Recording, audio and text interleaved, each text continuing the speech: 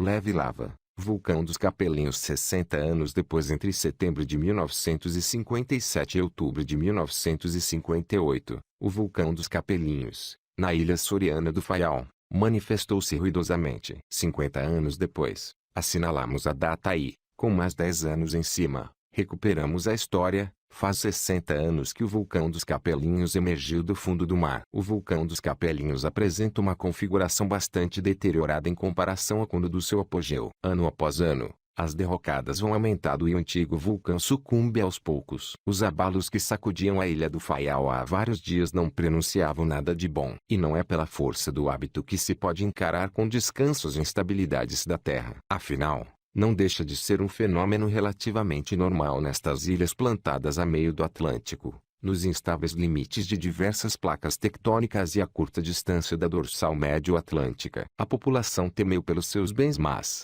como é habitual, entregou-se nas mãos de Deus e resguardou-se em súplicas misericordiosas. Nenhuma entidade divina, porém, poderia conter a força que vinha das entranhas da terra. Às 6h45 do dia 27 de setembro de 1957, na ponta oeste da ilha, a cerca de 100 metros dos Ilhéus dos Capelinhos e 1 quilômetro da costa, o mar aparentemente calmo entrou em ebulição, dele jorrando colunas de nuvens cinzentas e esbranquiçadas. José Soares da Cunha, conhecido por todos como Mestre Rosairinha, foi o primeiro a detectar algo de anormal, alertado pelos gritos do irmão Daniel. Mais abaixo, na estrada do Farol, era ele quem estava no posto de vigia da comunidade baleeira do Comprido, e esfregou os olhos ensonados perante tamanha visão. Estava ali para vigiar a presença de cetáceos, mas o que estava no mar era algo bem diferente de uma baleia. Correu para o farol e alertou o chefe faroleiro, o senhor Avelar, que quase não pregara olho nessa noite devido à forma como a torre abanara. Pouco depois, na cidade da Horta, as autoridades tomaram conhecimento da ocorrência. Quando chegaram à ponta do Capelo, testemunharam o que lhes tinha sido transmitido por telefone a partir do farol. 4 pontos efervescentes no mar lançavam cinzas, escórias e vapores de água. José Silveira Rafael também vivia na comunidade baleeira. Aos 38 anos, era um homem calejado das intempéries do mar e já assistira a muita coisa. Mas nada como aquilo. Viu rebentar e atirar pedras. Fazia muito barulho. Deitava muito fumo. E a noite ficou escura como breu. Hoje vive no lar de terceira idade da cidade da Horta e a memória prega-lhe algumas partidas. Mas os 88 anos são suficientemente lúcidos para não se esquecer dos acontecimentos de 1957. Na altura, Maria Olívia Faria tinha 23 anos e, tal como hoje, vive no Capelo, povoação com a localização privilegiada para ver o acontecimento. Lembro-me de que primeiro começaram os tremores de terra medinhos, mas depois os abanões tornaram-se mais fortes, pelo que fui com o meu marido para uma casa mais baixa. Só no dia seguinte, de manhã, é que o meu sogro me disse que tinha arrebentado um vulcão. Num relato apaixonado, continua a desfiar a memória de juventude. Suei do vulcão. Como não sabia bem o que era, deu-me grande curiosidade e quis ver. Havia água a ferver, parecia um lago, mas não tinha medo nenhum. Só me assustava de vez em quando com as explosões. Mas mesmo quando ele deitava coisas para o ar, fumo, areia e pedras, achava que era ao mesmo tempo muito bonito. Mesmo não sendo bom para a agricultura e para as casas, tive um pouco de pena quando me fui embora, porque não consigo mentir, as explosões eram mesmo muito bonitas, sobretudo à noite. Ainda agora, aos domingos, costumo passear com a família até ao vulcão. Está diferente, é verdade, mas continua a ser um bom vizinho. Também Manuel de Vargas Garcia foi um espectador privilegiado. Vive na cidade da Horta, entretido com o alindamento do seu jardim, e não tem dificuldade em recuar 60 anos no tempo. Estava no Varadouro a passar férias e senti vários tremores de terra nessa tarde. Claro que fiquei preocupado, mas não liguei muito. Tanto mais que à noite, apesar de muito escuro, tudo ficou mais calmo. Mas não dormi nada, porque os abalos voltaram a surgir. Quando amanheceu, decidimos voltar para a Horta e só quando chegamos é que soubemos que havia um vulcão. Depois, voltei lá várias vezes para ver o fenômeno. E o fenômeno marcou-o para toda a vida. Parecia uma panela de água a ferver, intercalada por explosões. Nessa altura tinha 35 anos, por isso recordo-me perfeitamente. Era, aliás, um sítio que conhecia muito bem, pois aquela baía era um paraíso de fauna e de flora, e costumava ir para ali pescar. Claro que quando apareceu o vulcão, tudo isso acabou.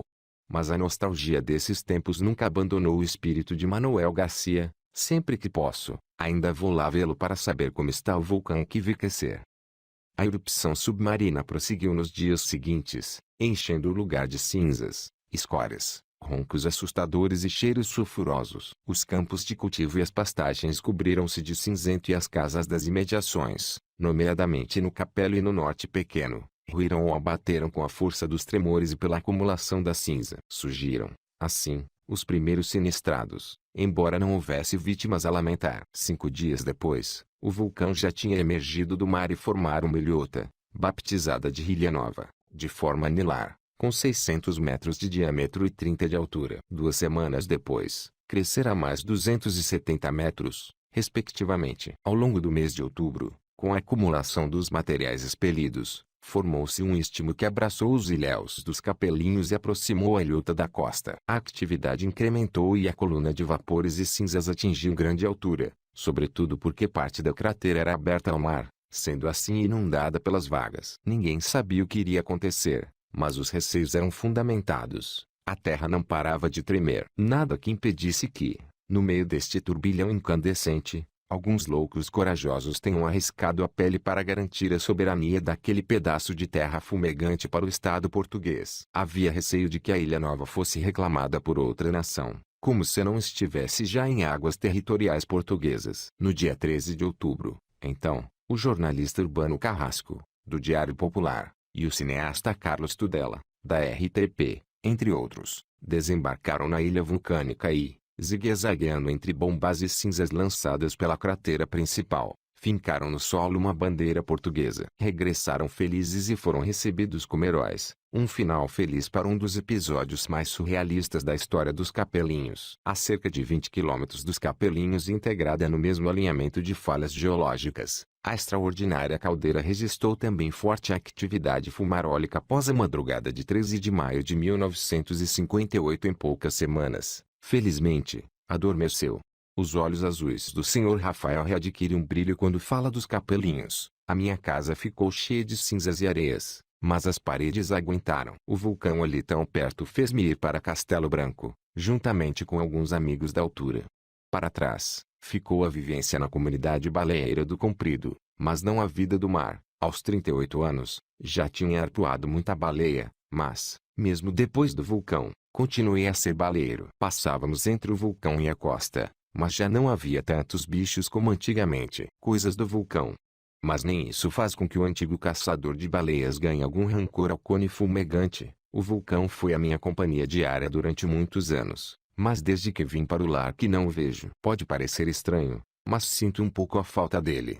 Quem não tem saudades do Capelinhos é a senhora Maria Olívia, porque, sempre que quer, basta-lhe assomar a janela de sua casa para facilmente o distinguir. Depois de o ter visto pela primeira vez, a terra continuou a tremer, e depois veio a lava. Voltei lá, mas só uma vez. Chegou-me. Depois, o meu marido disse-me para irmos para a cidade, porque era mais seguro. Fomos a pé até Castelo Branco e reparamos que havia fendas na estrada e que muitas casas tinham ruído. E fomos o caminho todo a rezar.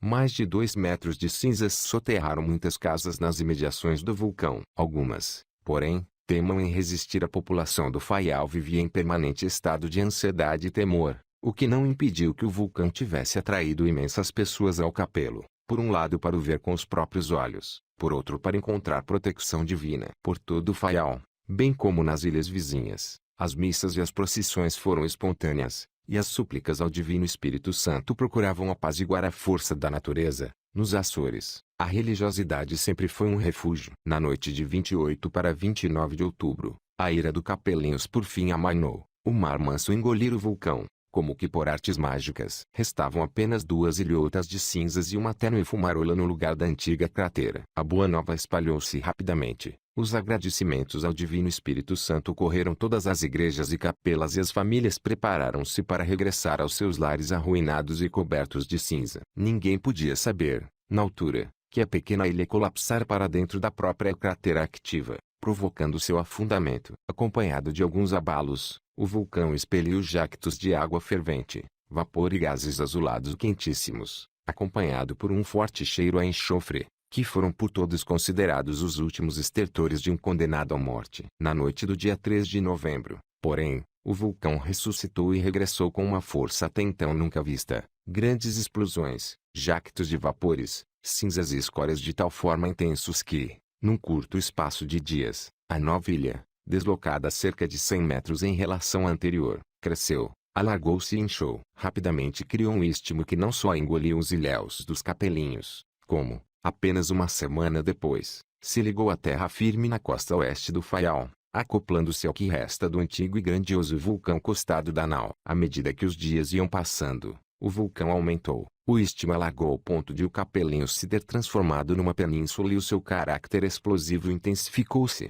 Aqui não é alheio o facto de, tal como na erupção submarina original, a água do mar estar em contato com a chaminé ativa. A noite de 12 para 13 de maio de 1958, contudo, corresponde a uma nova página na vida do vulcão. Uma crise sísmica, que registrou cerca de 500 abalos de maior ou menor intensidade, varreu o Faial, o que provocou um reajustamento da estrutura subterrânea do edifício vulcânico. O Capelinhos atingiu seu apogeu. 13 meses de volúpia criadora. Entre 1957 e 1958, o vulcão registrou intensa atividade, ora gigantando-se através da erupção de materiais, ora recuando pelo contato com a água e pelo refrear da sua própria instabilidade. Num arquipélago que integrou a conservação da natureza na sua oferta turística, é importante olhar pelo vulcão dos Capelinhos, diz Victor Hugo Forjas. Afinal, brinca, se há o Alho Ating, observação de baleias, faz todo o sentido ter vulcão no Ating.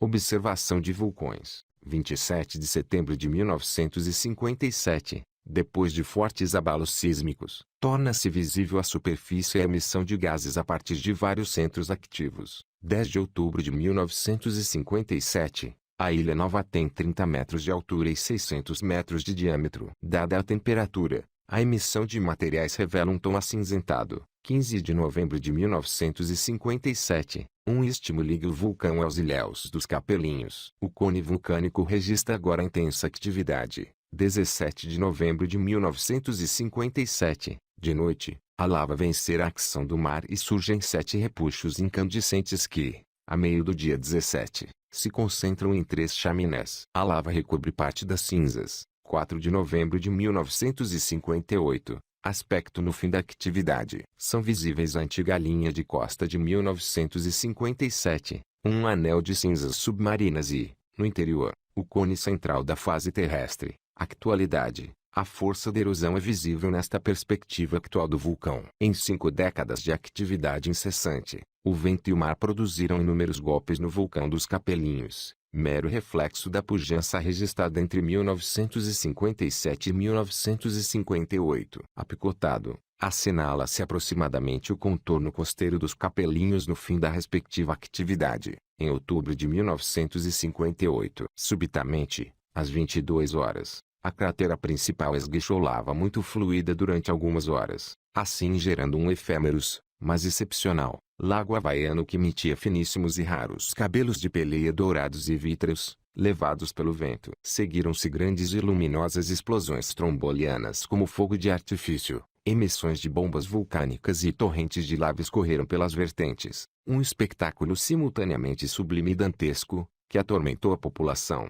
24 de outubro de 1958 corresponde ao último dia de vida ativa do vulcão, uma surpreendente reforma antecipada. A cratera principal limitou-se à emissão esporádica de gases sulfurosos e uma ou outra fumarola deu tênues sinais de vida, mas os roncos e as explosões calaram-se de vez na chaminé vulcânica. O Capelinhos emudeceu, ou, simplesmente, adormeceu. Num arquipélago de origem vulcânica como os Açores, o mais natural é existirem vulcões e demais fenômenos geológicos associados. É assim aqui, como na Madeira, Cabo Verde e Canárias. Em termos vulcanológicos, os Açores beneficiam da sua situação geográfica, numa zona de confluência e divergência das placas tectônicas americana, eurasiática e africana, para além da própria microplaca açoriana. Daí a regularidade de ocorrência de vulcões, funas, fumarolas e geysers ao longo dos tempos. Neste contexto, o nascimento do vulcão dos Capelinhos não foi meramente obra do acaso. Para se ter a devida noção, basta subir e olhar para o topo da ilha do Faial, na direção da caldeira. Como numa fila indiana, perfilam-se 7 cones vulcânicos: Costado da Nau, Cabeço do Canto, Caldeirão, Cabeço Verde, Cabeço do Fogo, Cabeço dos 30 e Caldeira. E, para o lado leste da ilha, alinham-se mais uns quantos, o que indica claramente a falha geológica que de descer o Faial e se prolonga pelo fundo submarino. Mas o que distingue o vulcão dos Capelinhos é o fato de ter sido a primeira erupção submarina devidamente observada, documentada e estudada, desde a nascença até o estado moribundo. Como brinca Victor Hugo Forjás, presidente do Observatório Vulcanológico e Geotérmico dos Açores, também ele testemunha da imersão do Capelinhos. O vulcão apareceu em condições privilegiadas, junto a uma ilha habitada, com estrada, farol e telefones privativos. Mais que ninguém, Victor Hugo Forjás conhece o Capelinhos como a palma da sua mão e tem a história do seu desenvolvimento na ponta da língua. Além de ser seu acérrimo defensor, na realidade, este tipo de erupção submarina deveria ser conhecida como de tipo capeliniano e não de tipo surtseyano, como é designado entre a comunidade científica. A questão é que, apesar de o Capelinhos ter aparecido primeiro, os islandeses registraram a patente antes que nós tivéssemos feito diligências nesse sentido. Foram eles que ficaram com os louros.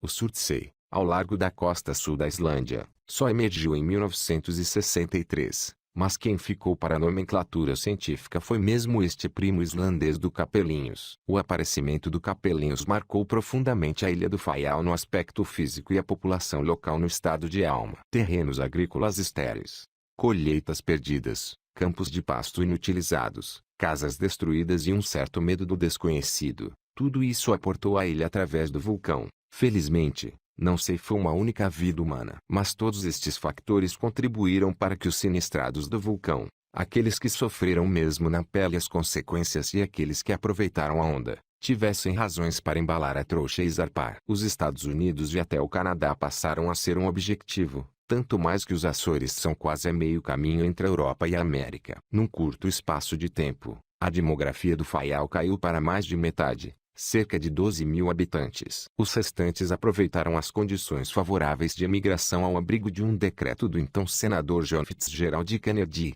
que se preparava para assumir a candidatura à presidência. O estado da Califórnia, particularmente, acolheu os açorianos de braços abertos, ao ponto de estes terem, ao fim de pouco tempo, direito a voto. Curiosamente, John Kennedy foi eleito presidente dos Estados Unidos por ter vencido, à tangente, as eleições no estado da Califórnia. Não surpreende, assim, que seja numeroso o contingente açoriano na América do Norte. Por lá criaram raízes e família, mas muitos nunca deixaram de sonhar com o regresso. Foi o caso de Maria Humberta Dutra Matos, a primeira bebê a nascer dos sinistrados que emigraram. Nasceu em Rhode Island 15 de fevereiro de 1960, mas, hoje, está à frente do café que abriu no Capelo, com o sugestivo nome de vulcão. Quando o Capelinhos caiu num sono profundo, alguns voltaram, mas não deixam de se mostrar agradecidos ao que os Estados Unidos lhes ofereceram. Basta olhar para o orgulho com que exibem, nos cafés e nas ruas do Faial, as camisolas com o nome de cidades e de estados norte-americanos. Hoje, o Faial, a bem da verdade, não se mostra muito diferente do que era há 60 anos. O velho sismógrafo, ainda operacional, que registrou a atividade de 1957 e 1958. A vida pacata tão bem descrita por Vitorino Nemésio está bem presente no espírito dos ilhéus, mas a cidade da horta alindou-se, o afamado Peter galgou fronteiras, a marina cresceu, o aeroporto tem ligações diretas ao continente e a rede viária está um brinco. O que está diferente, mesmo, é o vulcão dos Capelinhos. Primeiro, acrescentou território à ilha, depois entrou em coma profundo e, entretanto, encolhe à medida que o tempo passa. Em média, o mar comeu 20 metros por ano ao cone e as lavas por ele derramadas, ainda que o processo tenha diminuído nos últimos tempos. Mas o edifício vulcânico mostra como a erosão o afeta, basta subi-lo para ver como muito material basáltico derrocou. Algumas vertentes já cobertas de verde ameaçam ruir e mais de metade da cratera principal sucumbiu. O Ilhéu Grande dos Capelinhos, tragado a quando da erupção, está novamente a descoberto. É em redor do vulcão, numa paisagem lunar, que acontece em grandes movimentações. Ainda lá está a rampa de acesso dos botes dos baleeiros ao mar. Ainda lá estão casas soterradas pelas cinzas e o farol. Mas uma nova edificação foi erguida em agosto de 2008, o Centro de Interpretação do Vulcão dos Capelinhos, da Secretaria Regional do Ambiente. Ganhou corpo e ostenta, como marca mais visível, a cúpula de vidro que coroa o farol, entretanto desentulhado das cinzas que o envolviam até meio. O arquiteto Nuno Lopes, responsável pelo projeto, defende que o centro procura que o visitante sinta o fenômeno do Capelinhos, até porque grande parte do percurso é feito subterraneamente para que se tenham as noções de claustrofobia e soterramento provocadas pela erupção. Felizmente, a sensação não é angustiante, porque não passam de maquetas, hologramas, filmes e projeções. A ideia de arrancar como complexo partiu da comemoração dos 100 anos do Farol. À época,